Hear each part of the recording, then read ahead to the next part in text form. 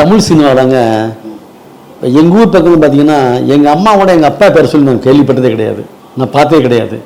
கணவன் பேரை சொல்ல மாட்டாங்க, கணவனுடைய பெயரை சொல்ல மாட்டாங்க எந்த பெண்ணும், பொதுவாக கிராமத்து பெண்கள்லாம்.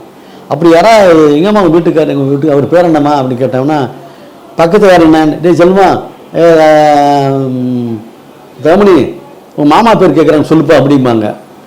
அப்பா அம்மா கணவன் பேர் சொல்ல மாட்டாங்க. அந்த கலாச்சாரத்தை தன் குரு பேர் சொல்லக்கூடாதுங்கிறத கவனமாக இருந்து ஒரு நாள் கூட அவர் டைரக்டர் பேரை சொன்னதே கிடையாது. எங்கள் டைரக்டர் அந்த கலாச்சாரத்தை தமிழ் சினிமானை ஃபாலோ பண்ணிட்டு வருது. முன்னாடியெல்லாம் பட்டவர்த்தம் பேர் சொல்லுவாங்க, நான் அவர்கிட்ட வேலை பார்த்தேன் இவர்கிட்ட வேலை பார்த்தேன்னு பேர் சொல்லுவாங்க. மூணு பேர்த்து அடிச்சமா அது குரு நமக்கு கற்றுக் கொடுத்த தெய்வங்களை மறந்துட்டு போய் அந்த பேரை சொல்லி தான் உச்சரிச்சுட்டு இருந்தாங்க. எங்கள் சார் வந்ததுக்கப்புறம் தான் குரு பேரை சொல்லாத அப்படின்னு சொல்லிட்டு எங்கள் டயட்டுங்கிற அந்த கலாச்சாரத்தை தமிழ் சினிமா கொண்டு வந்து அதை வரைக்கும் ஃபாலோ பண்ணிட்டு இருக்கிறாங்க. இன்றைக்கி அந்த யாருமே எனக்கு தெரிஞ்சு மேக்ஸிமம் பேர் சொல்ல கிடையாது. எங்கள் சார் இன்றைக்கி தான் அவர் கூப்பிட்டார் அப்படிம்பாங்க, எங்கள் டயட் அப்படிம்பாங்க. அந்த கலாச்சாரத்தை கொண்டு போய் வருதாங்க. அது பிறகு பார்த்தீங்கன்னாங்க நான் பொதுவாக அசைன் உண்டு. நான் அன்புள்ள அம்மாவோ வாரியாரை கவர்ந்தோட வாரியார் கூடலாம் பயணிக்கும் போது எங்கள் சார் அவ்வளோ ஆனந்தமுங்க. எப்படி மனைவி அவர் கூட அப்படியே போயிட்டு வந்துக்கிட்டீங்க அப்படின்னு சொல்லிட்டு பயணித்து அந்த கற்று எழுதினேன், வாரியாரை கவர்ந்தவர்கள் இருந்துக்கிறத. அது மாதிரி எல்லா அசைன்மெண்ட்டும் நான் எழுதி கொடுப்பேன், அது ஓகே பண்ணுவார். முதலாக நிறைய இடங்களாக அவங்க சாரை பற்றி சொல்லுவார், டயட்டை பற்றி. எங்கள் டயட்டை பற்றி தான் ஒரு முறை அப்படிம்பாங்க, நிறைய விஷயம் பேசிட்டே இருப்பாங்க. அப்போ டைரக்டர் இயக்குனர் பாரதிராஜா அமெரிக்கா போய்ட்டு வந்தார் ஒரு மாதமாக. என்னை கூப்பிட்டார், மனைவி எங்கள் டைரக்டர் அமெரிக்கா போய்ட்டு வந்திருக்காரு, அந்த அனுபவங்கள்லாம் ஒரு தொடராக எழுதுங்க, போய் பேசுங்கன்னாரு. போனேன், இந்த மாதிரி சார் சொன்னாங்க சார். அவன் சொன்னானாமா பரவாயில்ல பற்றி நல்லா எடுத்துறாயா, அவன் என்ன எப்படி நடத்துகிறாயா, சம்மந்தம் இல்லாமல் எப்படி நடத்துகிறான் அப்படின்னா ஒரு ஆச்சரியமாக கேட்பார். அவன் ரொம்ப செல்லமாக பண்ணுவார்.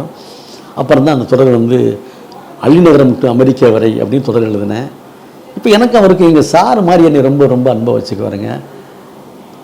ஒரு முறை மணப்பாறைக்கு ஒரு ஃபங்க்ஷனுக்கு கூட்டி போகிறேன் பாரதிராஜ் சார். ஃப்ளைட்டில் நம்ம போகும்போது என் நண்பர் அங்கே சிவமா ராஜரத்னம் அவர் அந்த கடத்திருப்பளவுக்கு போகிறோம்.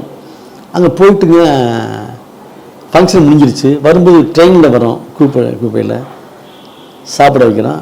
இப்போ ஒரு வார்த்தை கூட மனைவி உங்கள் ஊரில் அது இது நல்லா ஃபங்க்ஷனை பற்றி ஒரு வார்த்தை பேசவே இல்லைங்க. வேறு மேட்டு நிறைய பேசினார், சாப்பிட்டாரு. அப்புறம் நிறைய பேசிகிட்டு இருக்கும்போது தூக்க வர மாட்டேங்கிறேன், நீங்கள் படுங்க சார் நான் தூங்க வைக்கிறேன்னு சொல்லிட்டு நான் கைகாலெலாம் பிடிச்சி விட்டு அந்த உறங்க வச்சேன். உறங்க வச்சேன் அந்த குருமாரை. ஏன்னா குருவுக்கு செய்கிற ஒரு புண்ணியம் இல்லையா,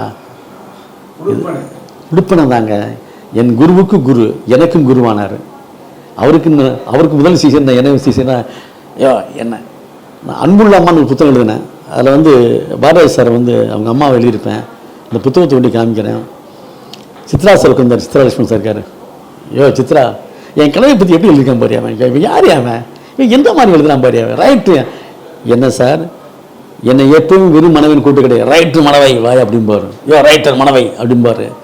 எங்கள் சாரை நாங்கள் ஒரு முறை அவர் ஆஃபீஸ் போனோம், அவரோட போகும்போது என்ன ரைட்டர் மனவை நல்லா இருங்க அப்படிங்கிறாரு. சார் என்ன சார் நீ ரைட்ரியா வர வச்சுக்கிட்ட சொன்னாருங்க. இந்த தெய்வம் அதனால தான் நான் அந்த தொடர் எழுதும்போது நிறைய மேலே ரொம்ப அன்பு நிறைய போய்ட்டு கிழக்கு சிமையில படத்துக்கு ஏஆர் ரஹ்மான் சார் மியூசிக் போடுறாரு. முதல்ல ஒரு வில்லேஜ் படத்துக்கு போடுறாரு ஒரு ஏஆர் ரஹ்மான். அங்கே சாங் ரெக்கார்டு டேப் அப்போ கேஸ் எடுத்தானே வந்தாங்க, அவங்க கஷ்டங்களாக கூட இருந்தாங்க. நானும் அப்படியே அடிக்கடி சுற்றிட்டு இருப்பேன். அந்த அவருடைய நிறைய அதிக மாவட்டத்தை பயணிச்சுட்டு இருந்தேன். இது உள்ள செய்துக்கு முன்னாடி கட் பண்ணிடுறேன். அப்போ முடிஞ்சு போச்சு. காதலும் வீரமும் நூல் வெளியிட்டும் வச்சுருக்கிறேன். அவரும் வர்றாரு, கொஞ்சம் அதை கட் பண்ணி நடுறேன். வர்றாரு, மணப்பாறை ஃபங்க்ஷனை பற்றி ஒரு வார்த்தை சொல்லாதவர், நல்லா இருந்துச்சு நல்லா எதுவும் சொல்லலை.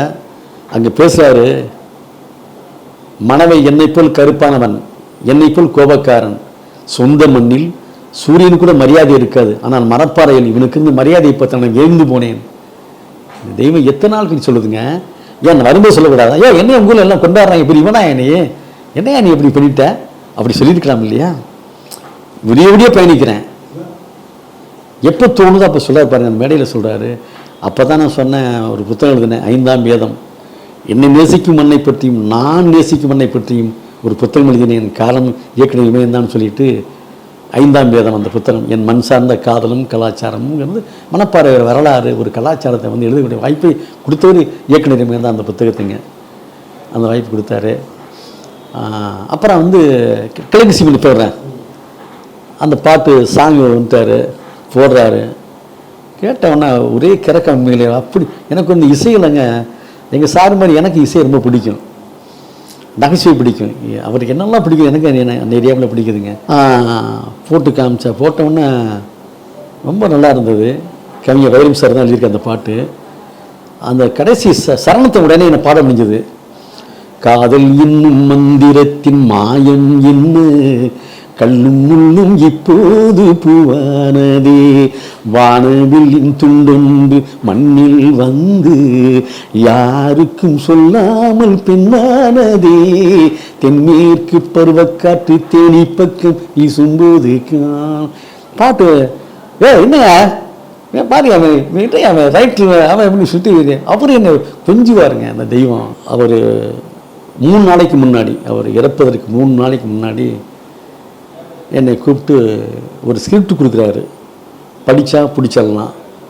பூதத்தில் வந்து தொடர் 1 வருஷம் எழுதினார். அந்த தொடர் பிரமாதமான தொடர், வாழ்க்கை வரலாறு. இது சுயசிறந்த மாதிரி அது கிட்டத்தட்ட. அதை கொடுத்து மனைவி பூதங்காரன் பொருள்னு சொன்னாங்க. இல்லை வேணாங்க நான் போட்டுக்கிறேன்னு சொல்லிட்டு வந்துட்டேன். அவங்களும் ஒத்துக்கிட்டாங்க. நீங்கள் ஒன்று பண்ணுங்கள், உங்கள் பதிப்பு இருக்கு இல்லையா, என்னுடைய புத்தக வெளியில் இருக்கு கற்பகம் புத்தாலயம், அவங்கள்ட்ட சொல்லி பேசி பாருங்கள் மனவை அப்படின்னு சொன்னார். நான் கற்பகம் புத்தகம் நடையும் சட்டை பேசினேன். சரின்ட்டு கூட்டி வந்தேன். ஒரு டைம்ஸ் எல்லாம் இங்கே ஆஃபீஸில் உட்காந்து பேசுகிறோம், எப்படி பண்ணலாம் எது பண்ணலாம், ஒரு டைம்ஸ் எல்லாம் பேசிகிட்டு இருக்கிறோம். பேசிகிட்டு இருக்கும்போது நிறைய இந்த ரைட்டர்ஸ் யூனியன் வந்து எலெக்ஷன் வருது, அது சம்மந்தமாக நிறைய டிஸ்கஷன் நடக்குது, நிறைய ஃபோன் வருது, ஃபோனுக்கு பதில் சொல்கிறார், அதில் கொஞ்சம் டென்ஷன் ஆகிறாரு. இப்படியே சுற்றி வந்து அது சம்மந்தமாக பேச எங்கள்கிட்ட கரெக்டாக தொடர்ந்து பேச முடியல. அப்புறம் சார் ஒன்று பண்ணலாமா சார், அவரே டக்குன்னு என்ன பண்ணார், ஆமாம் எலெக்ஷன் முடியட்டும் நம்ம ஃப்ரீயாக பண்ணிக்கலாம், ஆனால் இந்த ஸ்கிரிப்டை கொண்டு போய் கவிஞர்கிட்ட கொடுத்துருங்க வைரம் சார்கிட்ட. காலையில் 2 மணி நேரம் பேசிகிட்டு இருந்தார், அதனால் அவர் எழுதணும்னு நான் ஆசைப்பட்றேன், நீங்கள் வந்து கொடுத்துட்டு எனக்கு ஃபோனை போட்டு கொடுங்க எதுவும் சொல்லாதீங்கன்னாரு. வேறுனா சார் அறிவுரை கேட்டாங்கன்னு ஒரு கல்ச்சர் பாருங்கள், எல்லாருமே ஒரு பெருமன் பண்பாடு. அவர் இப்போ மனுஷன்ட்ட ஒரு ஆட்களை கொடுத்து சொல்லலாமா, நான் சொல்லிக்கிறேன் நீ இன்னும் சொல்லாதீங்க, ஸ்கிரிப்டை கொடுத்துட்டு ஃபோனை போட்டுக்கிறாரு. அதே மாதிரி கொடுத்து சார் உங்கள்கிட்ட பேசணுங்கிறார் அப்படின்னு வைரம் சார்கிட்ட நான் ஃபோனை கொடுக்குறேன். பேசியாங்க 2 பேரும். இந்த மாதிரி எதுவும் தப்பாக நினச்சிக்காதீங்க, அவர் சொல்கிறாரு காலைல பேசுனீங்க ரொம்ப பிரமாதமாக ரொம்ப நிறைய விஷயங்கள் பகிர்ந்துக்கிட்டோம், அப்புறம் தோணுச்சு நீங்கள் தான் இதுக்கு எழுத ஆசைப்பட்றேன்னு இதெல்லாம் சொல்லிகிட்டு இருந்தார், அதனால என்னங்க பண்ணிடலாம் அப்படின்னு சொன்னாங்க. அதுக்கப்புறம் முடிஞ்சு போச்சு, கொடுத்துட்டு வந்துட்டாங்க. அது ஒரு ஸ்கிரிப்ட் நான் ஜெராக்ஸ் எடுத்து சாருக்கு கொடுத்துட்டு இனிமேல் நான் அடுத்த வேலை இல்லையில்ல, அது அணிந்துர வரட்டும், அப்புறம் திரும்ப நல்லையும் சார் கூட்டி வரலான்ட்டு நான் போயிட்டேங்க. மறுநாள் கோவாவுக்கு போயிட்டு வந்துட்டார், கல்யாணத்துக்கு போயிட்டு குஷ்வமாக கல்யாணத்துக்கு போயிட்டு. நான் போகலைங்க, நான் நம்ம ஒன்றும் வேலை இல்லையா இன்றைக்கி, நாளை கழித்து போய்க்கலாம், ஒரு வேலையோடு போகலான்னு சொல்லிட்டு இருக்கிறேங்க. பார்த்தா காலையில் வந்துட்டு இருக்கும்போது ஒரு செய்தி இந்த மாதிரி சொல்கிறாங்க, நம்ம தினமலர் மீனாட்சி சொல்கிறாரு, இந்த மாதிரி மனைவி இல்லை, இந்த மாதிரி நிறைய வந்துட்டு இருக்குதுங்க சாரை பற்றி நிறைய அப்படின்னு வந்துட்டு இருக்குது, அது வதந்தி தாங்க சும்மா யூடியூப்பில் இந்த மாதிரி இல்லை மனைவி பார்த்துக்கினாரு. அப்போ நேராக க்ரீன் பார்க் வர்றேன். அப்போ நீங்களும் சொன்னீங்க கலைப்பு உங்கள் பிரபு சொல்கிறேன், அண்ணா இது கன்ஃபார்ம் தானே, நான் அப்போ டக்குன்னு தூக்கி போட்டுட்டு நான் வேகமாக வந்து பார்க்குறேன். அதாவதுங்க ஒரு 4 நாள் வைத்தியம் பார்த்தோம், ஆஸ்பத்திரி போனோம், எடுத்தோம் வச்சேன்னா கூட மனசாரி போயிடுங்க. சிங்கம் மாதிரி இருந்தவர் நேற்று வரைக்கும் இன்றைக்கி காலையில் வேறு மாதிரி பார்க்கும்பொழுது அது என்னமோ தெரியலங்க. அன்றைக்கி பார்த்தா முகத்தை பார்க்குறேன், இது வரைக்கும் எத்தனை லட்சம் முறை பார்த்துருவோம் முகத்தை. ஒரு கல்யாண கல்யாணம் சொல்லுவாங்க, சவக்கலையே முகத்துக்கு தெரியலைங்க, ஃப்ரெஷ்ஷாக அழகாக அப்படியே சிரிச்ச முகமாக இருக்காருங்க. அந்த முகம்தான் இன்றைக்கி இருக்க வழியாக அது மரணம் அப்படிங்கிற நான் இன்னும் ஒத்துக்கலைங்க. அவர் வதைந்தான் என்னை பொறுத்தவிட அதை நான் இப்போ பேசிட்டேங்க, என்னால் உள்ளுக்குள்ளே வேறு மாதிரி போயிட்டு இருக்குதுங்க. ஏன்னா அந்த ஆத்மா என்னை வாழ வைக்கும் நிச்சயமா. நன்றி, வணக்கம். இந்த வீடியோ உங்களுக்கு பிடிச்சிருந்தா லைக் பண்ணுங்க, கமெண்ட் பண்ணுங்க, ஷேர் பண்ணுங்க, சப்ஸ்கிரைப் பண்ணுங்க.